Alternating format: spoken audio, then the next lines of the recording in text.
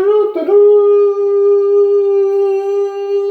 aboard for the William Clark and Meriwether Lewis expedition into what we now know as the West in the United States. So, Meriwether Lewis in 1804 with 27 other men, check this guys out, I don't know if you can see this, left from right here and headed up the Missouri, all right, to discover the Louisiana Purchase that America purchased in 1803, and then Thomas Jefferson, our third president, commissioned an expedition of these men to go out and explore this newfound territory.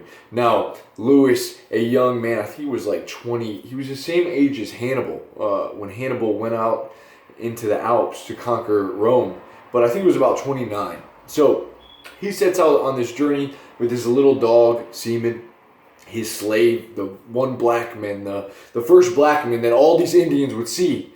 Crazy, whose name was York. Anyways, they're on the river. They brought blue beads with them to trade to the Indians and a bunch of spices. He loaded up. He was totally prepared for this mission. They left in 1804, and they would return 2 years later, but not without going through a shit ton of struggle. They were trapped up in the mountains, and it was nothing but snow.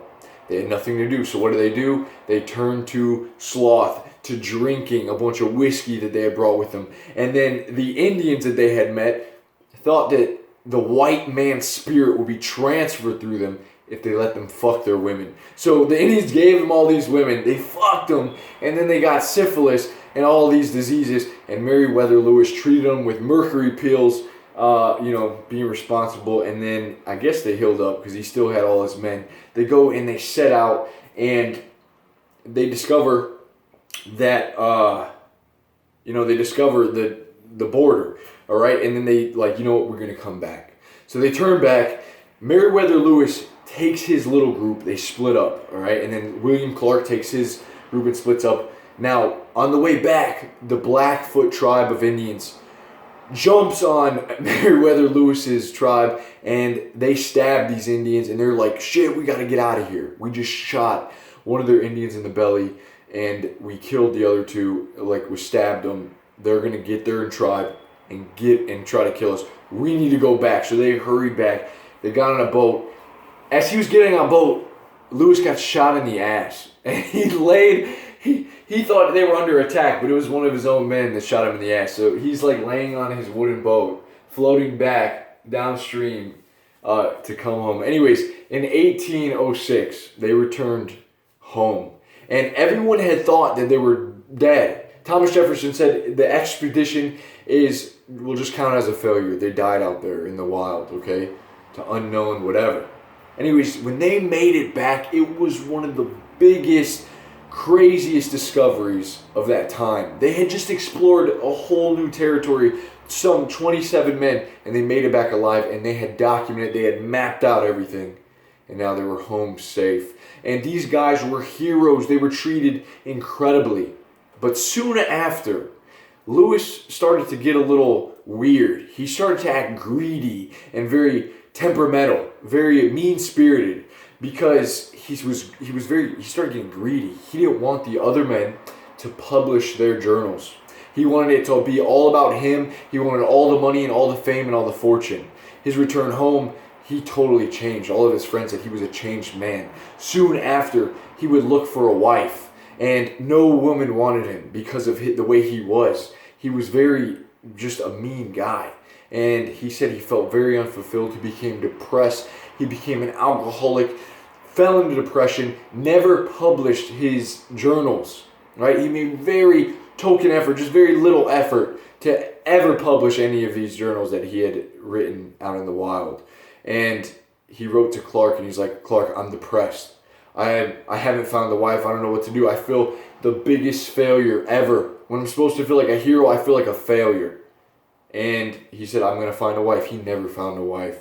He became an alcoholic, going to bed every night, drinking himself to sleep, regretting it, beating himself up, and then waking up the next morning and doing it all again. And this continued on and on and on. And a lot of his debts were building up, collecting, and soon he set out on a journey. I forgot where he was going, but he actually stopped at an inn. And during his stay that night, he was acting pretty frantic and weird, smoking multiple pipes, tobacco pipes, over and over, quick kind of pacing back and forth like he was nervous. And late into the night, they heard 2 gunshots go off. He had shot himself, I believe it was in the head and then in the chest, and that didn't kill him. He was on the ground, and then he cut himself, and he bled out overnight. At least that's how the story goes. There are some sources that say it was actually an assassination. I don't think anyone knows for sure. But if you haven't read the story of Lewis and Clark and the expedition in 1804, fascinating stuff. If you're listening to the book Hannibal and Me, it's in there. But the whole takeaway from this is that, like, when you rise so fast, remember, Lewis was pretty young, but such great success, and then to come back, and the one thing he did was play the victim. He got greedy. He let his greed cloud his judgment and his reasoning. His confidence just diminished so quickly. He gave up. And guys, I mean, in our lives, what keeps you hungry? What keeps you going? What keeps you on the right path? And I think there's quite a few answers. But to be real, optimism. Optimism gives you resilience. And I think that Lewis must have lost that optimism when he turned his focus to greed instead of to let's show everyone what we discovered, right? I don't know this man, but just from the stories, I think he lost his optimism. Optimism is having complete confidence in your ability. And when things go wrong, not playing the victim, not feeling sorry for yourself. That's a huge thing, right? To be resilient enough. Guys, being a coward, the coward says, they took it from me.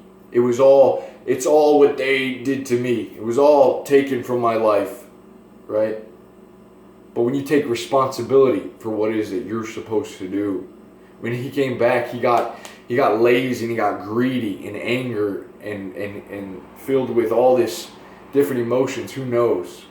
But he didn't take responsibility. So a huge part of our lives is stepping up and owning, not playing the victim.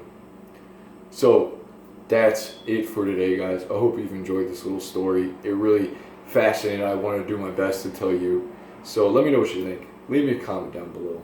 Read about the expedition. I'll see you soon. Peace.